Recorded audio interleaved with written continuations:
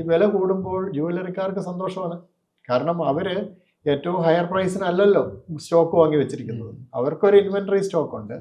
അതിന്റെ വില ഇരട്ടിയാവുന്നു, ഇല്ലെങ്കിൽ 20%, 30%, അല്ലെ ഓരോ ദിവസവും അപ്രിസിയേഷൻ വരുമ്പോൾ അവരുടെ മൊത്തം അസറ്റ്സ് അത് കണ്ട് വളരുവാണല്ലോ. പക്ഷെ സാധാരണക്കാരനെ സംബന്ധിച്ചിടത്തോളം സ്വർണം വാങ്ങാൻ പോകുന്ന ഒരാളെ സംബന്ധിച്ചിടത്തോളം വില കൂടുമ്പോൾ അയാൾ വാങ്ങുന്ന ക്വാണ്ടിറ്റി അതനുസരിച്ച് കുറയ്ക്കേണ്ടി വരും. അതാണ് ഒരു പ്രശ്നം.